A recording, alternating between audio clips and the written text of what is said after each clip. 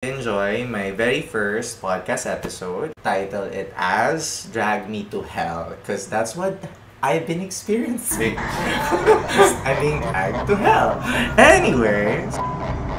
Isang nakakagulat na balita, mga kaibigan, ang nangyari patungkol kay Pura Loca Vega na talaga namang inaani niya ang mga pagkakamali na kanyang ginawa. Ngunit ang nakakalungkot ay hindi niya pa rin ito pinagsisisihan. Ano nga ba ang matinding nangyari ngayon kay Amadeus Fernando Pagente o kilala bilang Pura Loca Vega? Halika, atin itong pag-usapan, mga kaibigan. Si Amadeus Fernando Pagente, popular na kilala bilang Pura Loca Vega, ay isang drug artist ay nakapiit matapos arestuhin sa Maynila kahapon, October 4, 2023, matapos akusahan ng paglabag sa blasphemy at ituring na persona non grata ng ilang pamahalang lungsod matapos ang pagkalat ng video ng kanilang show noong Hulyo sa online. Ito pa'y ayon kay Jam Santa Rosa ng AFP. Ang Manila Luzon ay nagpost sa Instagram upang humiling ng donasyon para sa piyansa ni Pura Loca Vega. Si Pura ay kasalukuyan na sa kustudiya ng Manila Police District Station 3 sa Quiapo, Maynila. Mula pa noong Miyerkules, inaresto ang drug artist matapos ang kontrobersyal na pagganap niya ng remix ng Ama Namin na may suot na kasuotan na na-inspire sa Black Nazarene.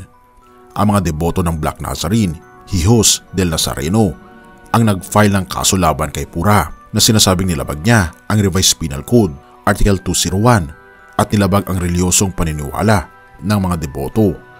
Ang 72,000 ang itinaktang piyansa para sa kaso. Sa ganitong paraan, ginamit ni RuPaul's Drag Race, Alum at Drag Den Philippines host na si Manila ang kanyang plataforma upang humiling ng donasyon. Ang sining ng drug sa Pilipinas ay natake, anya sa Instagram.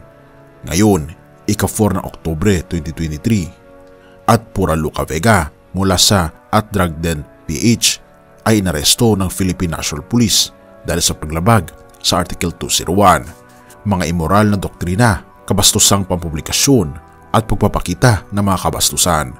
Ang drug ay hindi isang krimen, dagdag pa niya na may hashtag na #FreePuraLocaVega. Nag-post rin si Manila ng mga QR code at account number para makalikom ng pondo para sa piyansa ni Pura. Sa isang panayam sa 24 oras, sinabi ni Pura na nagulat sila sa warrant of arrest at hindi nakatanggap ng sabpina. Si Pura Loca Vega na ipinanganak na si Amadeus Fernando Pagente ay inilarawan na noon na persona non grata sa lungsod ng Maynila, General Santos City, Florida Blanca sa Pampanga at Toboso sa Negros Occidental. Sa isang eksklusibong panayam sa GMA News Online, sinabi ng drag artist na ang kanilang pagganap ng Ama Namin ay hindi layuning hindi rumespeto at ang kantang ito ay paraan upang pagkasunduin ang kanilang katolikong pananampalataya at ang kanilang pagiging bating. Ang pagganap nito sa publiko ay isang pagkataw ng pag-ibig daw ng Diyos para sa lahat. Gusto ko lang lumikha ng kwento na sa kabila ng lahat ng ito, si Jesus bilang pagkataw ng pag-ibig ng Diyos para sa lahat. Hindi nakakalimot sa mga inaapi, kasama na ang komunidad ng LGBTQIA+, sabi pa niya. Sinabi rin ng contestant ng Drag Den na nauunawaan niya na tinatawag ng tao ang kanyang pagganap na blasphemous, offensive, o kahit na nakakapanghinayang. Yung sinabi ni Senate President Juan Miguel Zubiri na maaring harapin ni Pura Loca Vega ang mga kriminal na kaso ay ngayon, mga kaibigan, ay inaako niya na. Ngunit nung in-interview siya ng GMA News ay binabanggit niya na wala naman daw siyang kasalanan, na hanggang ngayon ay hindi pa rin niya inaamin ang kanyang kamalian. At ika pa sa isang post ni Manila Luzon, "The art of drug in the Philippines is under attack.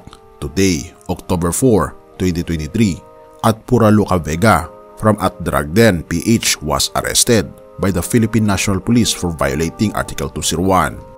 Immoral doctrines, obscene publications and exhibitions and indecent shows. Drug is not a crime.